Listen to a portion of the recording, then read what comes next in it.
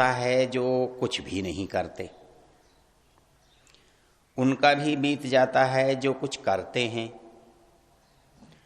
उनका भी बीतता है जिस किसी को भी कुछ समझकर कुछ मानकर काम कर लेते हैं। अलग अलग मान्यताओं से, अलग अलग क्रियाओं से सब चल जाता है।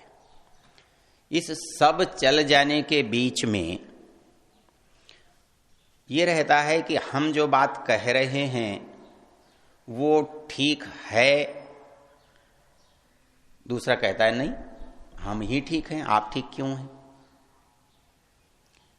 और ये समस्या आप देखेंगे तो हम यहां बैठे हुए लोग एक तरह से सोचते हैं, लेकिन जैसे ही हम किसी दूसरे व्यक्ति, दूसरे समूह से, दूसरे विचार वाले से बात करेंगे, वो कहता है कि नहीं नहीं, तुम ठीक नहीं है, हम ठीक हैं।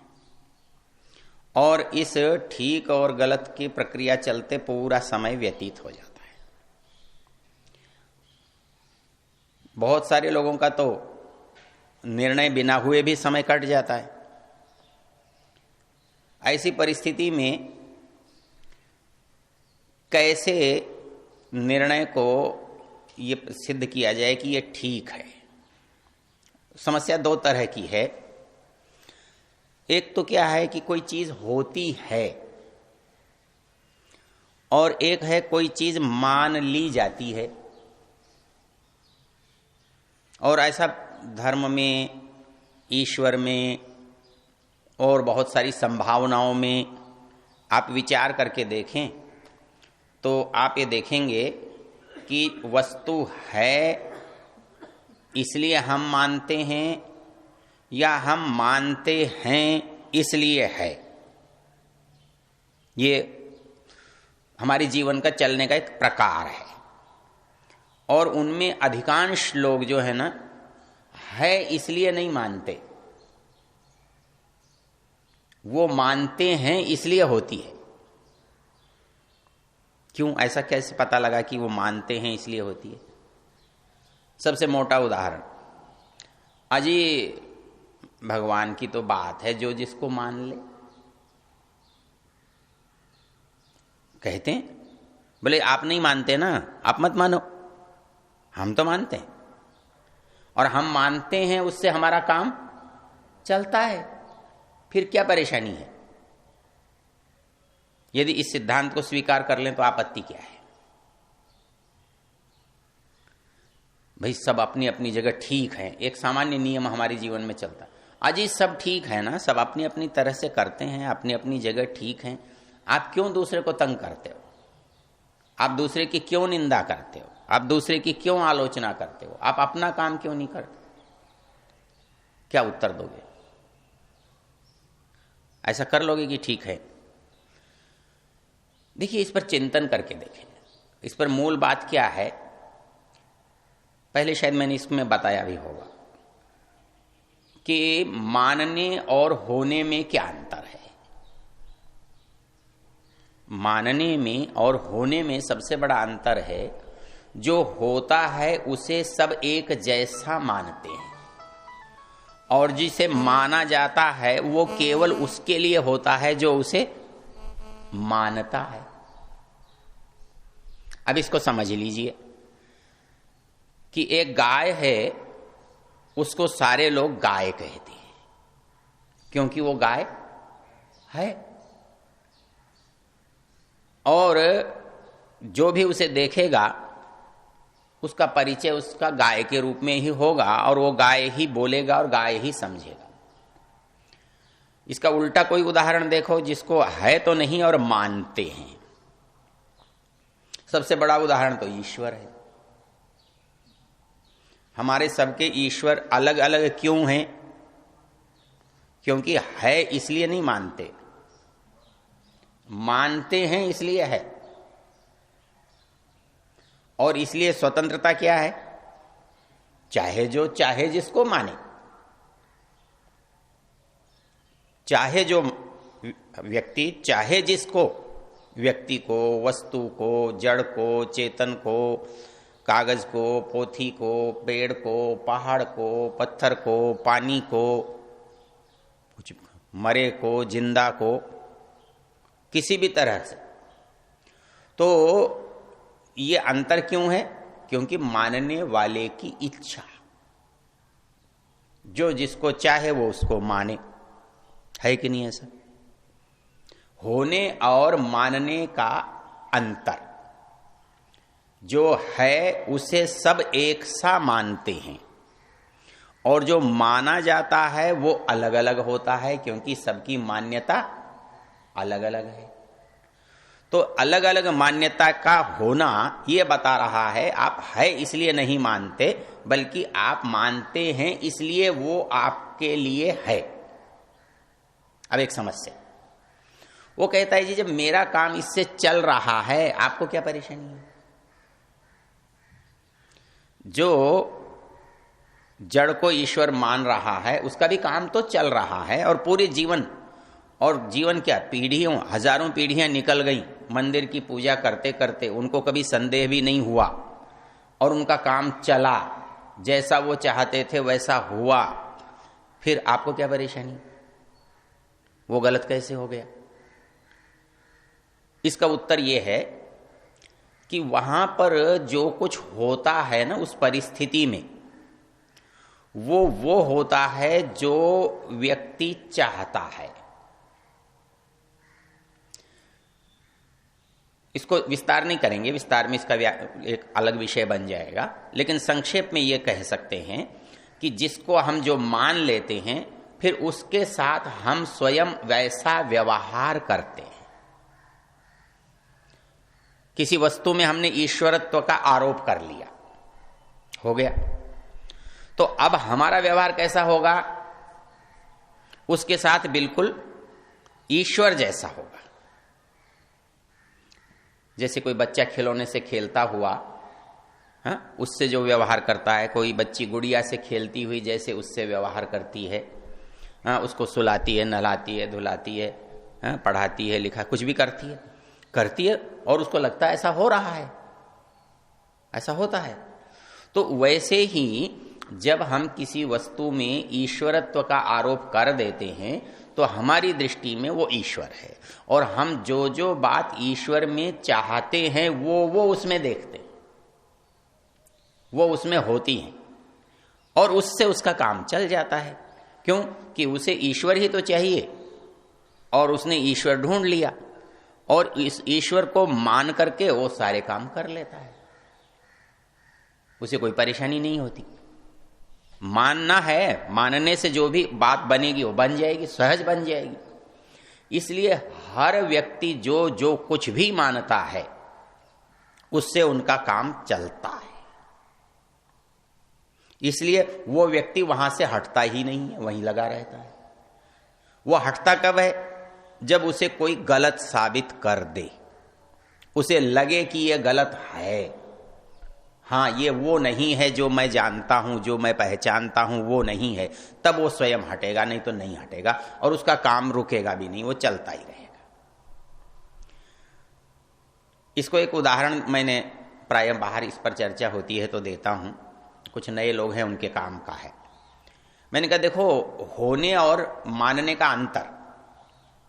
किसी व्यक्ति का एक पुत्र है, वो है या माना है, और उसे सब मानते हैं कि नहीं मानते? सब मानते हैं। भाई आपका बेटा है, आप भी मानते हो, बेटा भी मानता है, और बाकी लोग भी मानते हैं। लेकिन यदि आपने गोद लिया हुआ बेटा है, तब इसकी जो परिमाण है घटेगा कि बढ़ेगा? वो माना तो जाएगा, भाई अपने यहां मान्यता है इसलिए मान लिया जाएगा। बेटा भी मान लेगा, पिता भी मान लेगा, दूसरे भी मान लेंगे, पर यूं कह भी देंगे कि ये गोद आए हैं, मतलब एक विशेषता बतानी पड़ेगी। अच्छा, अब इससे आगे हमारे यहाँ क्या होता है, बहुत सारे लोग कोई कुत्ता पाल लेते हैं, आप लोग गाय पाल लेते हैं, आप गाय को माता जी कहते हैं और वो कुत्ते को अपना बच्चा कहता है। दोनों में कौन मानता है? कुत्ता कहता है कि ये मेरा बाप है, या दूसरा कोई आकर कहेगा कि ये फलां के बेटे हैं जी, ऐसा कोई कहेगा? दूसरे कुत्ते को कुत्ता ही कहेंगे, तुम उसको कुछ भी कहते रहो। वो माता जी ने कभी पूछा है बेटे क्या हाल है तेरा? आप ही तो माता जी कहते हो, कहते रहो, उससे उसको क्या फर्क है? बच्चे ने आकर कहा है कि तू मेरा भाई लगता है, बछड़ा बोलता है तू मेरा भाई लगता है? नहीं, केवल मानते, उसका दूसरे से कोई संबंध नहीं। वो चेतन है, इसलिए आपके खिलाने पिलाने से प्रसन्न और दुखी हो सकता है, बस। अब उसके आगे चले गए जड़ पर। आप कहो जी ये मेरा बच्चा है, ये मेरा खुदा है, ये मेरी गाय है, मेरा बैल है, कहते रहिए ना। न वो पत्थर आपसे कहता, न दूसरा कोई आपकी मानता, लेकिन आप मानते हैं। ये अंतर है होने और मानने में। तो सामान्य रूप से ईश्वर क्या है? हम मानते हैं, है नहीं।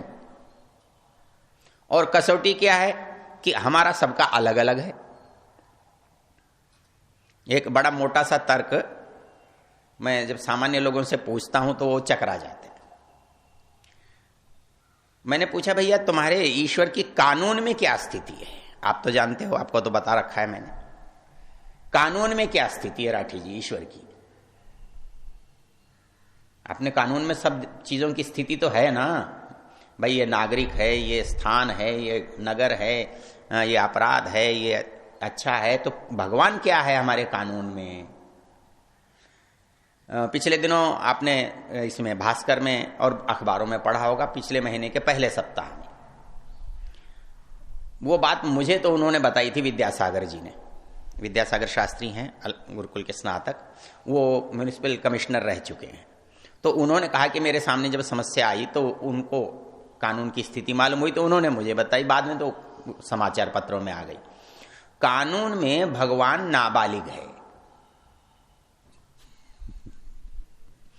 कानून की नजर में भगवान नाबालिग है। नाबालिग मतलब अवयस्क। क्यों अवयस्क है? इसलिए अवयस्क है कि मेरे घर में चोरी हो गई तो चोरी की सूचना कौन देगा? जिसके घर चोरी हुई है, जिसका माल गया है। तो आपका भगवान कभी चोरी की रिपोर्ट लिखाने थाने जाएगा क्या?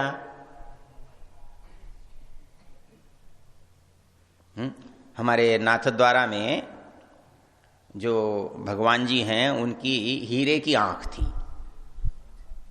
और एक ट्रस्टी ने ही चुरा ली।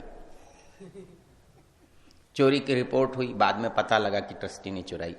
अब न तो देखो ट्रस्टी जानता है कि अरे भले आदमी और चीज कोई चुरा ले, आंख ही चुरा ले, और भगवान को ही पता न लगे कि आंख चुरा ले गया। ये अपने यहाँ कहावत है ना कि ये तो ऐसे उस्ताद हैं कि आंखों का काजल चुरा लेते हैं। अरे वो तो आंख ही चुरा लेते हैं। तो अब ये समस्या है, तो उसके उच्च सूचना भगवान जी ने तो जाकर नहीं दी कि मेरी आंख चुराई। तो उसकी सूचना कौन देगा? पुजारी देगा।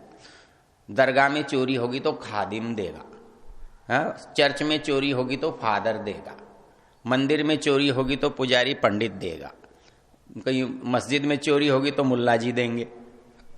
खुदा तो कहीं जाने वाला है नहीं। क्यों नहीं जा सकता? बेचारा नाबालिग है, बच्चा है। और आप बच्चे को, वैसे तो बच्चे को कुछ नहीं मानते। बड़ा भी 60, आप 80 साल के हैं, बेटा 60 साल का है, तो उसे कहेंगे तू अभी छोटा है, उसको तो बच्चा कहेंगे। और जिसको बच्चा कानून से मान रहे हो उसे क्या कहेंगे कि तू मेरा बाप है। ये झगड़ा क्या है कि हम जब मानते हैं ना तो फिर बुद्धि नहीं लगाते और जरूरत भी नहीं होती, और बुद्धि लगाओगे तो मान नहीं पाओगे। मानने के लिए बुद्धि नहीं, फिर होना पड़ेगा। मानने, बुद्धि के साथ यदि मानोगे तो होना पड़ेगा, और बिना हुए मानना है तो बुद्धि को हटाना पड़ेगा। इसलिए बुद्धि को हटा करके मानते हैं। बुद्धि को हटा करके हम मानते हैं तो मान लेते हैं। जड़ को मानो, चेतन को मानो, किसी को भी मानो। तो इसलिए होने और मानने के बीच में ये चलता रहता है, और मानने से सबका काम चल जाता है। अच्छा, अब इसमें मुश्किल और विवाद कहां पैदा होता है? विवाद पैदा तब होता है जब आप केवल मानते हैं, तो हर मानने वाले की बात को आप गलत नहीं बता सकते, क्योंकि आप गलत को मानते हो तो दूसरा भी मान सकता है। और जब आप अपने मानने को सही ठहराते हो तो दूसरे के मानने को आप गलत कैसे ठहरा सकते हो? समस्या यहां खड़ी होती है। तो इसका मतलब क्या निकला कि आपके मंदिर में आपके राम जी भगवान हैं, तो ईसा भगवान क्यों नहीं? आप कैसे इनकार करोगे? आप कर सकते हो क्या? जिस तर्क से आप उसको भगवान कह रहे हो वही तर्क वहां काम करता है। फिर आप उसका विरोध नहीं कर सकते, उसको गलत नहीं बता सकते। एक दूसरी बात क्या होती है, हम उसे गलत नहीं बता सकते, ये तो हमारा तार्किक दृष्टिकोण है। इसका हमारा भावात्मक दृष्टिकोण क्या बनेगा? जैसा मेरा भगवान वैसा उसका भगवान। तो मैं यहां हाथ जोड़ता हूं, माथा लगाता हूं, मैं उसके यहां जाता हूं तो वहां भी मैं ऐसा ही करता हूं, क्योंकि जैसा मेरे लिए वैसा भी उसका मेरे लिए। उसमें क्या परेशानी है? जो में हिंदू ज्यादातर दरगाह में आपको जाते मिलते हैं, वो क्यों जाते हैं? वो इसी तर्क से जाते हैं। जब मेरी समाधि मुझे वांछित फल दे सकती है, तो पीर जी की कब्र मुझे वांछित फल क्यों नहीं दे सकती है? तो उसे ये समझ में नहीं आता कभी कि ये मेरी दे सकती है और उसकी नहीं दे सकती है, तो बौद्धिक झगड़ा है। और बौद्धिक झगड़ा तो करना ही नहीं है। और बौद्धिक झगड़ा जब करना नहीं है तो फिर सब कुछ ठीक है। इसमें समस्या क्या आएगी? शत्रु और मित्र की पहचान ही नहीं होगी। यही हो रहा है, शत्रु और मित्र की पहचान नहीं है। और शत्रु और मित्र की पहचान नहीं है तो फिर क्या होगा? जो हो रहा है हमारे देश में वही होगा। मतलब हमारे यहां सबसे विचित्र बात क्या है कि हमारा पूरा जो समाज है आज की परिस्थिति में ये विवेक बिल्कुल नहीं रखता। शत्रु और मित्र क्यों नहीं रखता? क्योंकि उसे सही और गलत का पता नहीं है। सही और गलत का पता नहीं होने से अच्छे और बुरे का भी पता नहीं है। अच्छे बुरे का पता नहीं होने से अपने और पराये का भी पता नहीं है। शत्रु और मित्र का भी बोध नहीं है। तो इसलिए वो शत्रु भी आ जाए तो कहता है हाँ हाँ क्या सुंदर कोई अतिथि घर आया है, दरवाजा खुला रखता है, आइए आइए। बोले आपका सम, बोले कोई बात नहीं, आपका ही है, आप तो भगवान के तुल्य हैं, मेरा घर आपका ही है। उसके अंदर आस्था बढ़ते बढ़ते बढ़ते मानने के कारण ये परिस्थिति हो गई कि उसके अंदर से शत्रु और मित्र का विवेक समाप्त हो गया। इसलिए वो आज पूरा हमारा समाज मतलब उसको एक कष्ट ही नहीं होता। कष्ट क्यों नहीं होता? उसने शत्रु मानना ही छोड़ रखा है। किसी ने मुझे मार भी दिया तो भगवान बुद्ध वाली बात है, आपको शायद बताई हो कि भगवान बुद्ध का एक शिष्य बोला जी चीन के सिंकियांग प्रांत में आप बौद्ध धर्म का प्रचार करने जाना चाहता हूं। बुद्ध ने कहा कि वहां के लोग तो बड़े कड़े होते हैं, बड़े क्रूर होते हैं, सब तुम्हें सताएंगे। तो बोला जी क्या सता लेंगे? वो गुस्से से बोलेंगे तो मैं सोचूंगा कितने भले आदमी हैं कि इन्होंने मुझे मारा नहीं। बोले उन्होंने मारा तो? बोले सोचेंगे हाथ पैर नहीं तोड़े ये भी क्या काम है। और बोले हाथ पैर तोड़ दिए तो? बोले मुझे जान से नहीं मारा, कितने अच्छे हैं। और बोले जान से मार दिया तो? बोले कितनी जल्दी मुक्ति दिला दी, कितने अच्छे हैं। आप इस परिस्थिति में पहुंच गए हो। वो तो एक अकेला था, यहां पूरा समाज इस परिस्थिति में पहुंचा हुआ है और इसलिए इसे कुछ भी गलत नहीं लगता है। मतलब आप मूल बिंदु क्या है समझने का? जब आप एक छोटी सी बात को गलत स्वीकार कर लेते हो तो आपको हर गलत बात स्वीकार करने की आदत पड़ जाती है। इसलिए आपत्तिजनक है ये बात। मतलब जब हम एक बात को गलत मानते हैं तो फिर मानते ही चले जाते हैं और उसका परिणाम बड़ा होता है। शुरू में तो परिणाम ज्यादा लगता नहीं, ऐसा नहीं लगता कि ये कोई बहुत बड़ी बात, आज ये क्या है, 2 रुपए चुरा लिए तो क्या हो गया ना, 2 ही रुपए तो हैं, क्या है, लो 10 रुपए ले लो जाओ। लेकिन मुश्किल क्या है, प्रवृत्ति, दिशा, वो दिशा गलत हो जाती है। तो इसलिए हम जो बात कहते हैं कि ये जो बातें हो रही हैं, ये बात हम गलत कह रहे हैं, आप कहते हो कि गलत मत कहो, क्या है, सबका काम चल रहा है, आप बीच में क्यों टांग अड़ाते हो, बीच में किसी को बुरा क्यों कहते हो, अपने घर में कोई क्या करता है इससे आपको क्या लेना देना है, समाज का कोई वर्ग किसको देवता मानता है इससे आप क्यों परेशान हैं। हम इसलिए परेशान हैं कि आगे चलकर आप वो करने जा रहे हैं जो पूरे समाज के हित में नहीं है। इसलिए सही और गलत की जानकारी होना और सही और गलत के अनुसार कार्य होना आवश्यक है।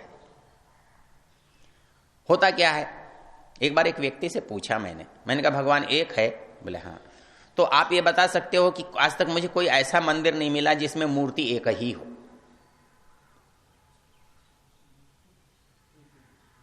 एक ही भगवान की हो।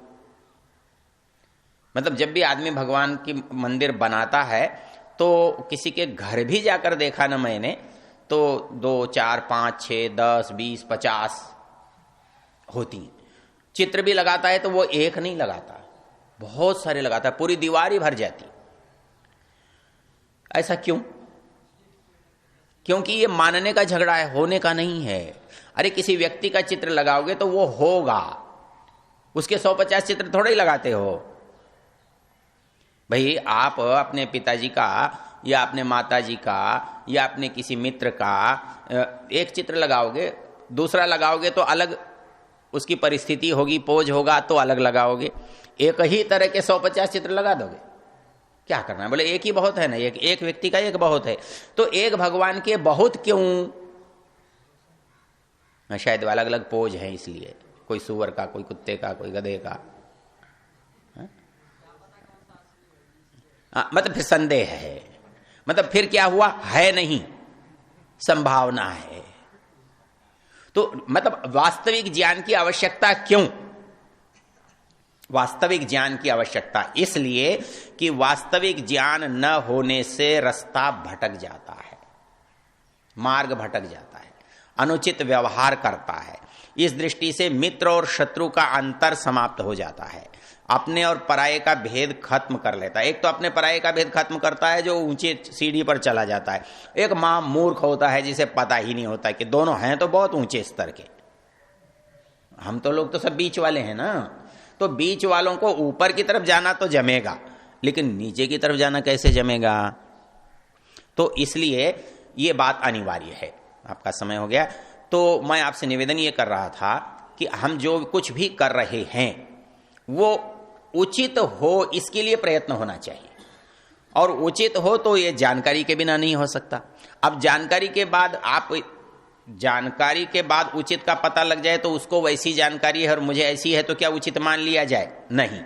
ऐसी स्थिति में होगा कि जिसके पास जितनी तुलनात्मक जानकारी है उसमें वो उचित का चुनाव कर सकता है।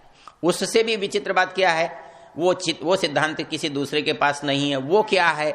वो ये है कि कसौटी हमारे पास होनी चाहिए, दुनिया में चीज चाहे लाख हो, मतलब हमारे पास जो चीज आएगी हम उसे अपनी कसौटी पर परख लेंगे और जान लेंगे कि सही है या गलत है।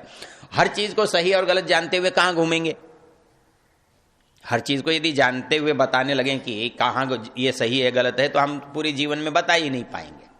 तो इसके लिए हमारे यहां सिद्धांत क्या बना कि शिक्षित होने से आपको एक कसौटी मिलेगी और आप उसको जांच लीजिए। जो चीज आपको मिल जाए, जो आपसे टकरा जाए, जो आपसे किसी ने पूछ ली जाए, तो आप ये बता दो कि ये सही है कि गलत है।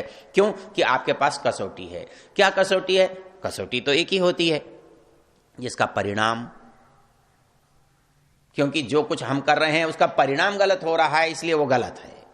दूसरा अच्छा है, सही है, शुद्ध है, इसके लिए उसका परिणाम शुद्ध है तो वो शुद्ध है, वो सही है। तो इसलिए परिणाम अनुकूल होना चाहिए। परिणाम कब अनुकूल होता है? जब वो प्रकृति और स्वभाव के अनुकूल हो, जो स्वाभाविक हो, प्राकृतिक हो, सहज हो। जो सहज हो वही वैज्ञानिक होता है, क्योंकि विज्ञान कुछ भी नहीं है। प्रकृति के अनुकूल चलना विज्ञान है, प्रकृति के नियमों को समझना विज्ञान है, प्रकृति से बने चीजों को प्रकृति के नियमों से बना देना विज्ञान है। और तो नया कुछ होता नहीं। तो ऐसी स्थिति में सबसे सही बात क्या, जो प्रकृति के अनुकूल हो, जो नियमों के अनुकूल हो, जो हमारे लिए अनुकूल हो, जो अच्छा परिणाम दे सकती हो। तो इस दृष्टि से जब विचार करके देखेंगे तो जितनी मान्यताएं हैं उनमें और वैदिक धर्म की मान्यताओं में एक ही अंतर है। वैदिक धर्म होने को मानने की बात करता है, दूसरे लोग मानने को होने की बात करते हैं। वो मानते हैं इसलिए होता है और हम होता है इसलिए मानना चाहते हैं। ये मूल्य अंतर है। इन शब्दों के साथ आज की बात को विराम देते हैं। धन्यवाद। आशीर्वाद देना है। अच्छा, आइए।